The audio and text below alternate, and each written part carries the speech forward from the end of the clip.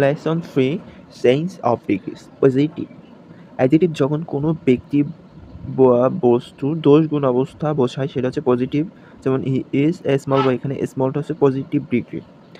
Competitive যখন দুটি ব্যক্তি বস্তু ভিতরে দোষ গুণ অবস্থা বোঝায়, আগেরটা ছিল কোনো ব্যক্তির ভিতরে দোষ গুণ অবস্থা ফিক্সড, কিন্তু এটা দুটি ব্যক্তির ক্ষেত্রে, সেটা হচ্ছে কম্পারেটিভ, যেমন he is smaller than you, এখানে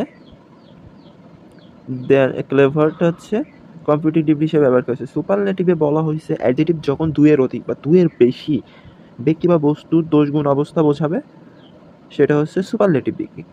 দেখছো, দুইয়ের অধিক ব্যক্তির দোষ গুণ অবস্থা। He is the wisest man in the village দিয়ে